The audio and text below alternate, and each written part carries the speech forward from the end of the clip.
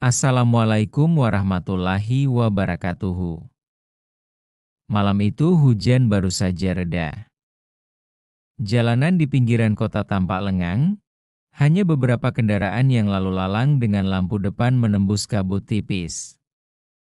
Di sudut jalan yang remang, seorang gadis bernama Nadira, mahasiswi semester akhir, baru saja pulang dari bimbingan skripsi. Ia mengendarai motor metik tuanya, dengan ransel besar berisi laptop dan berkas-berkas penting. Namun, ketika melewati sebuah tikungan sepi, tiba-tiba ada suara peluit nyaring. Dari balik pos ronda tua, muncul 3 orang polisi berseragam lengkap. Wajah mereka tampak dingin. Nadira kaget dan segera menepi, karena memang pikirnya itu adalah razia rutin. Surat-suratnya, Dek, bentak salah satu polisi dengan nada keras. Nadira dengan sopan mengeluarkan STNK dan SIM, lalu menyerahkannya. Namun, bukannya diperiksa dengan benar, polisi itu justru menatapnya penuh curiga. Ini motormu? Buktikan. Kalau enggak, bisa-bisa kamu ditahan malam ini. Katanya dengan nada mengintimidasi. Nadira mulai gelisah, tapi tetap berusaha tenang. Ia tahu semua suratnya lengkap. Iya, Pak. Ini motor saya sendiri. BPKB-nya ada di rumah. Surat-suratnya lengkap kok. Polisi itu malah tertawa sinis. Lengkap? Hahaha. Lengkap tapi tetap bisa kami tahan kalau kami mau. Kecuali, ia menurunkan suaranya, kamu bayar uang tebusan. Nadira terperangah. Maksudnya, Pak? Salah satu polisi lain mendekat, menepuk-nepuk motor Nadira. Ya, kalau nggak mau ribet, kasih saja 2 juta. Anggap saja biaya damai. Kalau enggak, motor ini kami tarik, kamu ikut ke kantor. Nadira menatap mereka dengan hati berdebar. Ia hanya mahasiswi biasa. Uang di dompetnya bahkan tidak sampai 100.000. Pak, saya beneran nggak punya uang segitu. Saya cuma mahasiswa. Tolonglah. Wajah para polisi itu berubah garang. Tanpa ampun, salah satunya menarik jaket Nadira dengan kasar hingga ia hampir terjatuh. Kalau nggak ada duit, jangan banyak alasan. Kami bisa bikin kamu sengsara. Bentak polisi itu sambil mendorong bahunya. Nadira meringis kesakitan. Jalanan sunyi, tak ada satupun orang lewat untuk menolong. Situasi itu membuatnya benar-benar terpojok. Tapi, di balik rasa takutnya, Nadira menyimpan sesuatu yang tidak pernah mereka sangka. Sesuatu yang akan mengubah segalanya malam itu. Mau saya lanjutkan ke bagian 2 sekarang? Bagian 2, perlawanan yang tak terduga. Dorongan kasar dari polisi itu membuat Nadira jatuh terduduk di aspal basah. Ranselnya ikut terhempas, buku dan laptop hampir saja terkena air. Tangannya sedikit tergores, tapi matanya tetap menatap tajam ke arah 3 polisi yang kini berdiri mengelilinginya. Ayo cepat, kasih uang kalau mau aman. Jangan bikin kami marah, seru salah satu dari mereka sambil meludah ke tanah. Nadira menelan ludah, menahan gemetar. Ia sudah cukup lama mendengar cerita tentang oknum polisi arogan yang suka memeras rakyat kecil, tapi baru kali ini ia mengalaminya sendiri. Nafasnya tersengal, tapi tiba-tiba ada keberanian lain muncul dari dalam dirinya. Dengan suara bergetar, ia berkata, Pak, saya tahu hak saya. Saya nggak salah. Kalau Bapak mau tarik motor saya tanpa alasan, silakan. Tapi saya tidak akan kasih uang sepeser pun. Ucapan itu membuat ketiga polisi saling pandang. Wajah mereka merah padam, merasa dilecehkan. Salah satu yang paling besar tubuhnya langsung melangkah maju dan menampar wajah Nadira keras-keras hingga bibirnya pecah. "Kurang ajar kamu. Berani melawan kami?"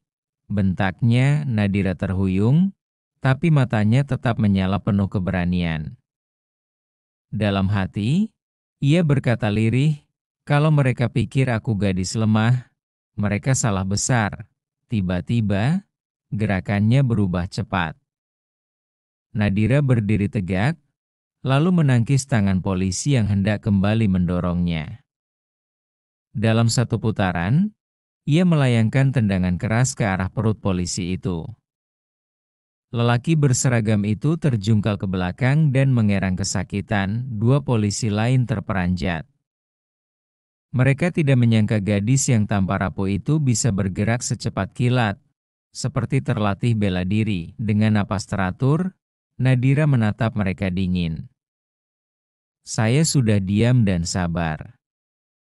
Tapi kalau kalian main kasar, jangan salahkan saya kalau balik melawan." Hening sejenak. Hanya suara hujan menetes dari atap pos ronda tua.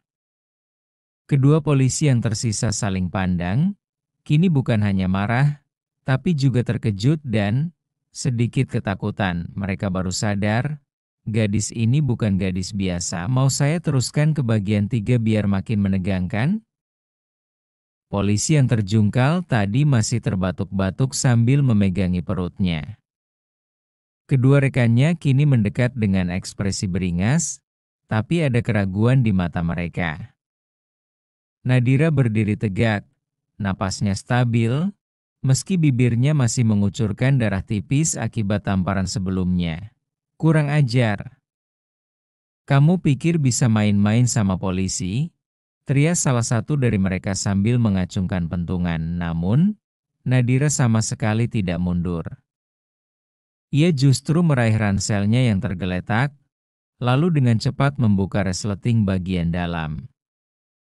Dari sana, ia mengeluarkan sebuah kartu identitas kecil yang tanpa resmi. Bukan KTP biasa, melainkan kartu anggota keluarga militer aktif. Matanya menatap lurus ke arah mereka. Suaranya tegas meski sedikit serak, "Kalau kalian berani macam-macam lagi, ingat baik-baik. Ayah saya adalah seorang perwira TNI aktif. Dan kalian baru saja memukul anaknya tanpa alasan." Ucapan itu membuat kedua polisi langsung terdiam. Wajah mereka berubah tegang, karena konsekuensi memukul atau mengintimidasi keluarga perwira TNI bisa berujung panjang. Salah satu dari mereka berusaha menutupi ketakutannya dengan tertawa kaku. "Hahaha, jangan bohong, Dek. Semua orang bisa ngaku anak tentara." Tapi Nadira tidak tinggal diam. Ia membuka layar ponselnya dan memperlihatkan foto dirinya bersama seorang pria berseragam lengkap dengan pangkat letkol. Foto itu jelas asli, diambil di sebuah acara resmi. Wajah polisi itu langsung pucat. Mereka mulai sadar bahwa gadis ini benar-benar bukan orang sembarangan. Namun, yang membuat keadaan semakin panas adalah ketika polisi bertubuh besar yang tadi terjatuh bangkit lagi dengan muka merah padam. Ia tidak peduli lagi soal kartu identitas, baginya harga dirinya sudah diinjak. "Anak tentara atau bukan, saya nggak peduli. Malam ini kamu harus tunduk sama kami," teriaknya sambil meraih pentungan kayu yang terselip di pinggang. Nadira memicingkan mata, otot-ototnya menegang. Ia tahu situasi bakal segera berubah jadi lebih brutal, dan kali ini, ia siap untuk melawan habis-habisan. "Mau saya lanjutkan ke bagian 4 di mana bentrokan fisik benar-benar pecah?" Bagian 4. Bentrokan di jalan sepi. Polisi bertubuh besar itu mengayunkan pentungan kayunya dengan kasar, mengarah tepat ke bahu Nadira. Suara wos terdengar menusuk telinga. Tapi Nadira sudah mengantisipasi. Ia merunduk cepat, lalu menangkis dengan lengannya yang kokoh. Braak, pentungan itu mental, dan tangan polisi itu ikut terhuyung. Apa-apaan ini? Teriak salah satu polisi lain. Kini benar-benar kaget melihat reaksi secepat itu. Nadira tidak membuang waktu. Dengan gerakan tegas, ia melompat ke depan, mendorong dada polisi besar itu, lalu menyikut perutnya dengan keras. Lelaki itu kembali terjatuh, kali ini lebih parah. Ia menggeliat di aspal basah, mengumpat sambil mengerang kesakitan. Kedua polisi yang tersisa kini panik. Salah satunya mencoba menodongkan pentungan ke arah Nadira, tapi gadis itu menepisnya dengan tangan kosong, lalu memutar tubuhnya dan menendang lutut polisi itu hingga terdengar suara krek. Polisi itu jatuh berlutut, berteriak kesakitan, yang terakhir kini benar-benar gemetar. "Gila, ini cewek apa siluman?" katanya dengan suara bergetar. Nadira menatapnya tajam, matanya bagaikan pisau. "Aku sudah bilang, aku bukan orang yang bisa kalian tindas seenaknya." Polisi itu mundur beberapa langkah. Tangannya hendak meraih HT, alat komunikasi, di pinggangnya.